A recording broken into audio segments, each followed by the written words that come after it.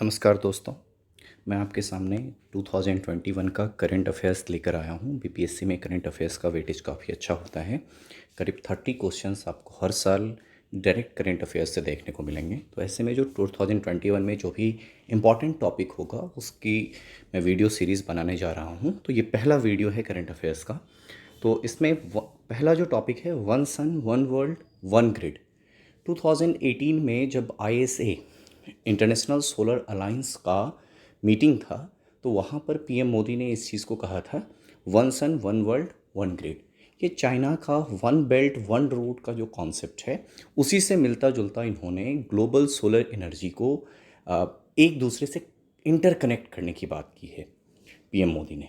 और इनका जो इंटरनेशनल सोलर अलायंस का भी जो फंडा है, उसमें जो ट्रॉपिक ऑफ कैंसर और ट्रॉपिक ऑफ कैप्रिकॉर्न, कर्क रेखा और मकर रेखा के बीच में जितने भी देश आते हैं, उनको एक साथ लेकर आना है सोलर एनर्जी के प्रोडक्शन के लिए, राइट। तो at the conference of parties, ये जो COP26 होता है इन्वायरमेंट को लेकर, तो उसमें ये चीज़ डिस्कस होने वाला है 31 अक्टूबर से लेकर 12 नवंबर के बीच में, कि भारत और यूके, यूनाइटेड किंगडम, ये इस चीज़ को साइन करने वाले हैं, जॉइंट डिक्लेरेशन करने वाले हैं वन सन वन वर्ल्ड और वन ग्रिड के ऊपर। तो एक ग्रिड पूरे इंटरनेशनली सोलर एनर्जी का होगा। तो ये one of the most ambitious programme taken by one country, मतलब भारत की तरफ से ये काफ़ी एम्बिशियस प्रोग्राम है। जैसे चाइना की तरफ से वन बेल्ट वन रोड है, ठीक उसी तरह से भारत की तरफ से ये है under the technical assistance programme of the world bank, और वर्ल्ड बैंक के टेक्निकल असिस्टेंस प्रोग्राम के अंतर्गत इसको रखा गया है। इसके बाद इसका जो फर्स्ट फेज है वो inter connectivity with in Asian continent. Asian continent के मैक्सिमम कंट्रीज जो हैं वो इस रीजन में आते हैं, ट्रॉपिक ऑफ कैप्रिकॉर्न और ट्रॉपिक ऑफ कैंसर के बीच में। और फिर इसका जो सेकेंड फेज है वो अफ्रीका में होगा। अफ्रीका से होके भी ये दोनों ही रेखाएं गुजरती हैं, तो सेकेंड फेज अफ्रीका में होगा और थर्ड फेज ग्लोबल इंटरकनेक्शन होगा फिर इसका, राइट। तो ये काफ़ी इंपॉर्टेंट है, आपसे क्वेश्चन पूछा जा सकता है। और 15 अगस्त के डिक्लेरेशन में भी इस तरह की बातें नरेंद्र मोदी साहब ने करी है। तो फिर ये काफ़ी इंपॉर्टेंट है अपने लिए। किसके साथ साइन करा है? यूके के साथ साइन करा है। किस चीज़ का पार्ट आप कह सकते हो? इंटरनेशनल सोलर अलायंस का एक एडवांस वर्जन है, एम्बिशियस प्रोग्राम है इंडिया के इनिशिएटिव में। जो सेकंड है टॉपिक, वो है Fumio Kishida of liberal democratic party. क्या होता है कि कभी कभी जब बहुत ज़्यादा न्यूज़ में होता है तो आपसे पार्टी का नाम भी पूछते हैं।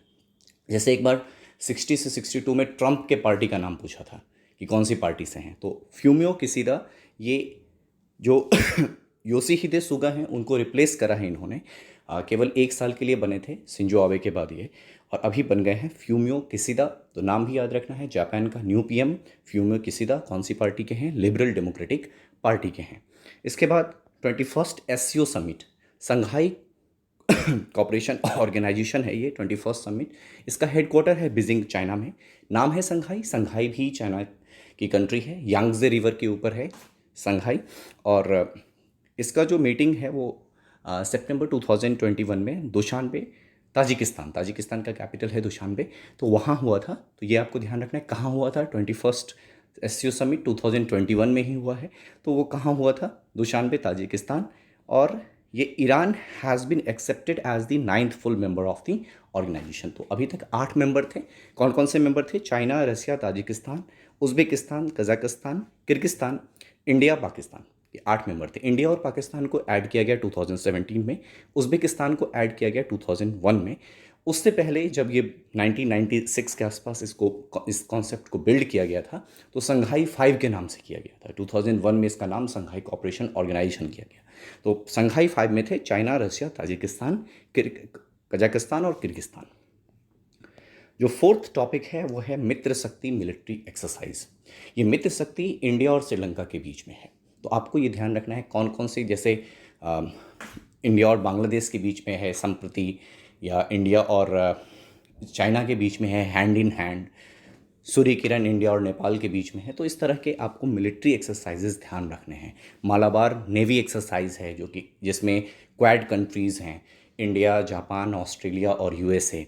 तो हाल ही में ऑस्ट्रेलिया को ऐड किया गया। तो ये सारी चीज़ें मिलिट्री एक्सरसाइज से भी आप क्वेश्चन देखोगे, बीपीएससी में पूछता है। तो यहाँ पे क्या है? 8th addition of Mitra Shakti exercise are being conducted at combat training school is in Sri Lanka's Ampara from October 4 to 15। तो ये बेसिकली कहाँ पर हो रहा है, श्रीलंका के अम्पारा में जो कम्बैट ट्रेनिंग स्कूल है वहाँ, और मित्र शक्ति नाम है इंडिया और श्रीलंका के बीच में जो मिलिट्री एक्सरसाइज है उसका। इसके बाद फिफ्थ है, China was top trading partner of India in 2020। Question 66 BPSC में पूछा था कि कौन सा कंट्री इंडिया का लार्जेस्ट ट्रेडिंग पार्टनर था 2019 में। उस समय यूएसए था, 2020 में कौन सा हो गया, चाइना हो गया, राइट। तो ये इस तरह के क्वेश्चंस आपको बीपीएससी आपसे पूछती है, करंट अफेयर्स का ही क्वेश्चन है। तो इन 2020 the two way trade between India and China has stood at $77.7 billion, followed by India US trade value 75.9 billion. तो दोनों क्रॉस कर गया, यूएस के और इंडिया का जो ट्रेड था वो इंडिया और चाइना का ट्रेड उसको क्रॉस कर चुका है 2020 में।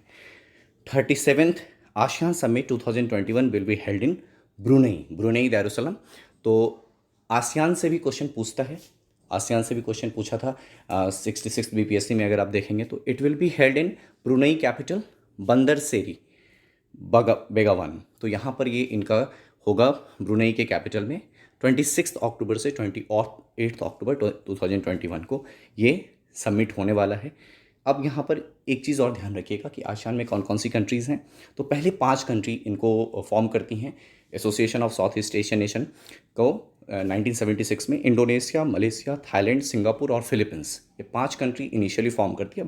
बाद के क्रम में बाकी के 5 कंट्रीज़ में ऐड होते हैं, वियतनाम, कंबोडिया, लाओस, म्यांमार और ब्रुनेई।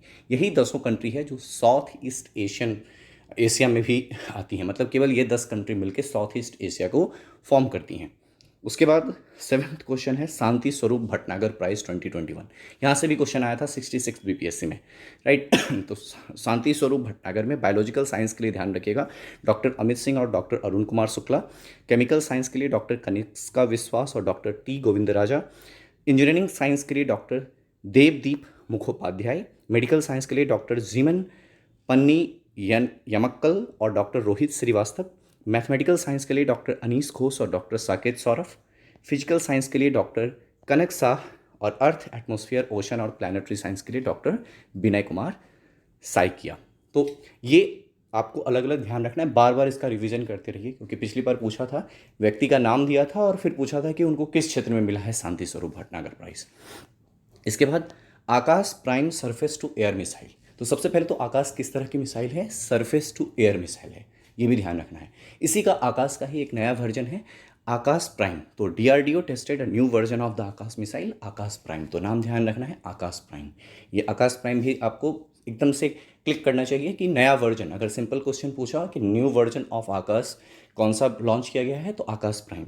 और इसके बाद it is equipped with indigenous active RF, मतलब रेडियो फ्रिक्वेंसी से इसको इंडिजीनियस का मतलब जो इंडिया ने डिज़ाइन करा है, इंडिया के द्वारा जो टेक्नोलॉजी डिज़ाइन की गई है।